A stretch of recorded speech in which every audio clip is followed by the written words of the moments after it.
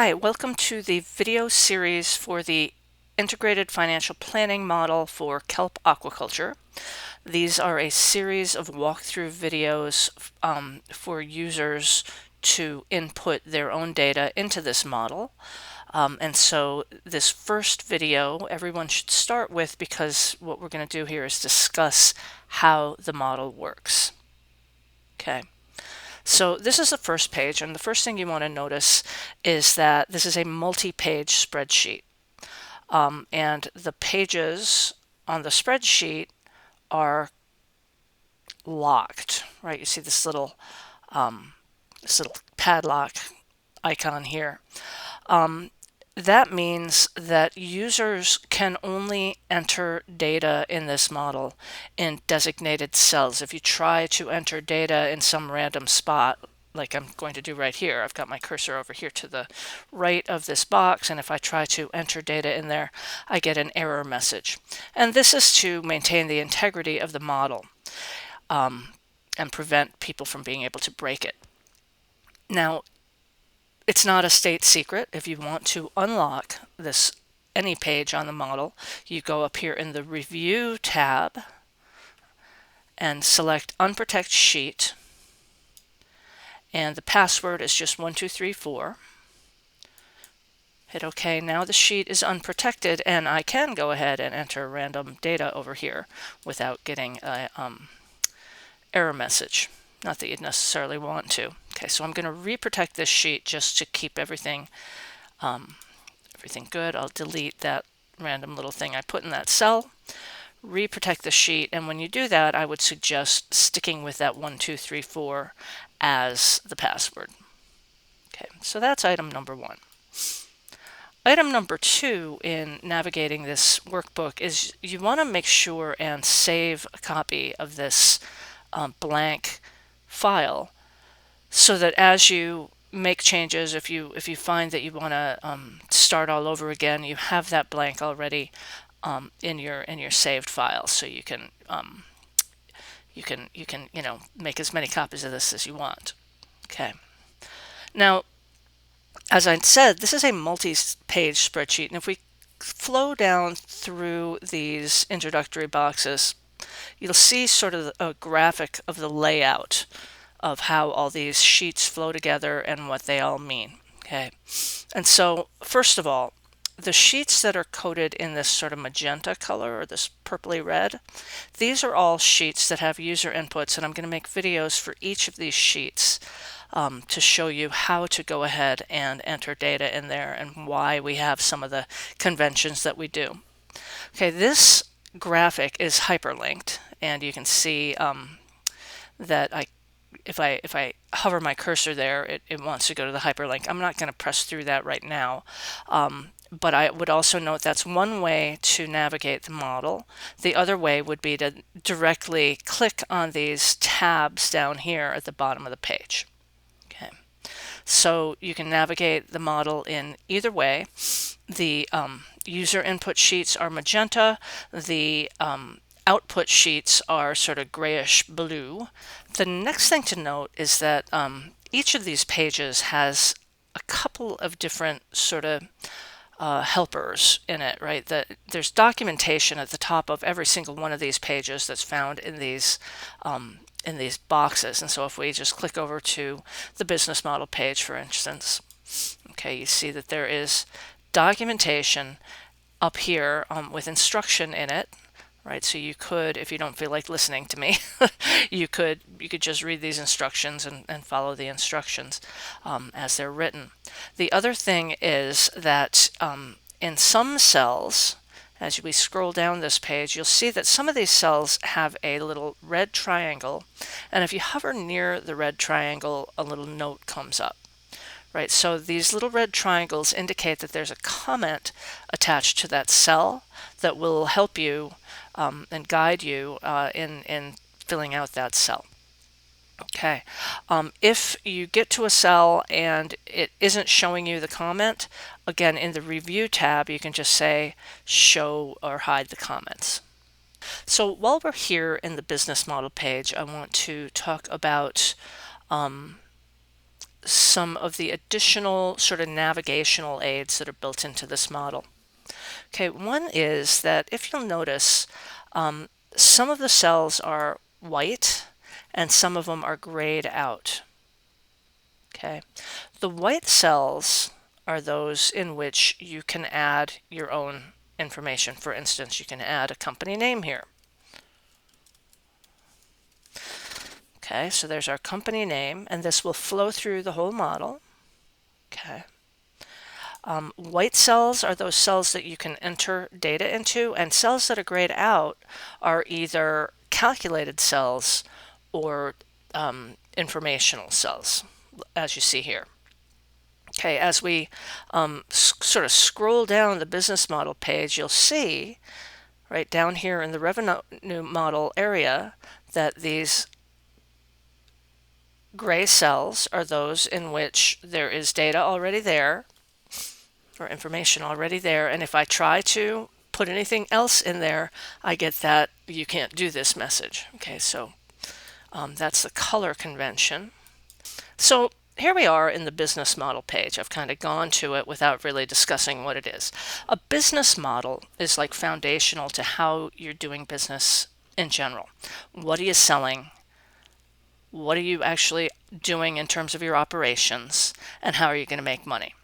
Okay, it's foundational to everything in your whole business, and it's also, because this is a model of the business model flows through to all the other pages in this workbook.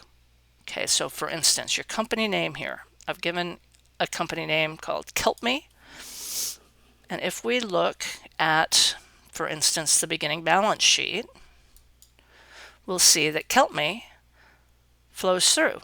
Okay, so the name of the company flows through. And if you want to change your company name, you can't do it there. Anytime you want to change something that's flowing through directly from the business model, you have to do that on the business model page. If I want to say, Kelp, I think I'm falling,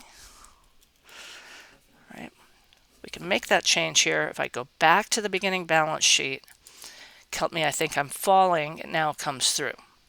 Okay, so that's item number one. You have to, any changes that you make to your business model have to occur on the business model page for data integrity and also just, logic. Okay, so this demonstration series of videos is going to be basically comprehensive. I want to have a something to enter in each of these magenta pages here. Right, so we're going to go ahead and select a nursery model. Okay, so this is going to be a business model for an integrated kelp nursery and farming operation. Okay, and for our nursery models, we have a couple of different options that have different cost structures. We are going to select the water transported in model. So this means that you don't have a sort of a special building with plumbing that's right on the water where you're pulling seawater right into the building. This water transported in model means that you're getting the water, you're bringing it to your facility. Okay, so that's the primary difference in these two nursery models. And then, as I said, this is going to be an integrated model, so let's select a farm model of more than 2 lines. Now, from a cost structure perspective, there's really no difference between a larger scale or more than 2 line farm and a smaller, less than 2 line farm. The difference is in the potential for harvesting significant amounts of your product sort of by hand to sell, culinary grade to restaurants or something like that. Okay. All right. So those are our 2 production models. We're going to be bringing water to our facility, to our nursery facility, and we're going to be doing a larger scale or more than 2 line kelp farm. Okay. Now, on the revenue side, right, there's a couple of different options for how you're going to earn revenue as a nursery operator. Okay. You can sell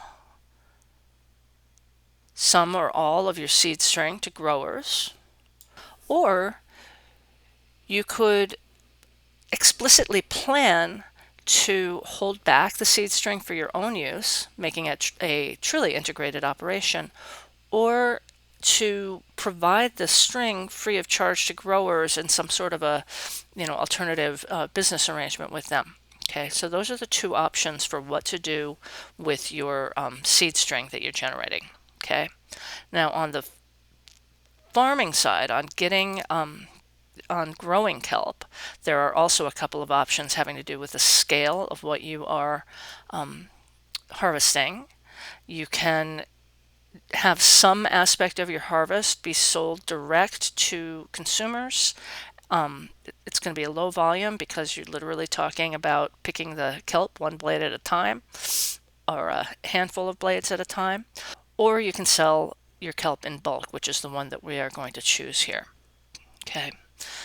So we have one farm revenue model, two nursery revenue models. Okay, we're going to sell some of our seeds. We're going to give away or hold back some of our seeds, and then we're going to sell our wet kelp in bulk at the sort of at farm gate sales. Okay. Now, the other thing that you can do as a kelp farm is you can have revenue in your business model that does not have to do with growing or selling kelp seeds or wet kelp. Okay, many people who are considering going into kelp farming are also considering having educational activities on site or having merchandise, branded merchandise. Or, some people are looking into the possibility of perhaps subsidies or carbon credits or things like that, ecosystem services credits. So we have a couple of different options for what we're calling non-use revenue. There's three different options, and they have to do with the economics of the different types of businesses. Okay, so the three different options are to sell physical products, such as merchandise or things like that, to provide services, so having tours on your kelp farm or providing educational services somehow. Okay, and then the third non-use revenue model option would be passive revenue from things like ecosystem services payments or subsidies, things like that. Okay. Okay, the last aspect of the business model that we need to consider is how much revenue we are getting for our kelp seed and also for the wet kelp or for the kelp itself, right? And so in terms of selling our seed string, right, this is where the question of keeping some back for yourself starts to come into play. So let's say we are selling this for $150 a spool. And this then will calculate how much the seed string is going to get us per foot. And we're going to sell 90% of our production and keep the other 10% for ourselves. In terms of selling kelp, we are not going to get involved in selling this very sort of low volume, high price kelp. We are going to just sell bulk kelp at the dockside, and we can have a variety of different tiers of pricing depending on the quality or depending on who the buyers are. So let's just start with maybe 90 cents a pound, and we're going to sell half of it at that price. And you'll notice that there's an error message here reminding you that if you're going to do a weighted average price, you've got to have all of your percentages add up to 100%, right? So let's continue then selling the rest of our kelp. Let's say that our next lowest tier of kelp is going to be selling for 50 cents a pound, and we're going to sell 40% of our kelp for 50 cents a pound, and then our next lowest tier of kelp is going to be at 30 cents a pound, and we're going to sell the remaining 10% through that channel. Okay, that is the last bit of data that we need to add into the business model page, and so I'm going to go ahead and end this video here and move on to the remainder of the user input pages.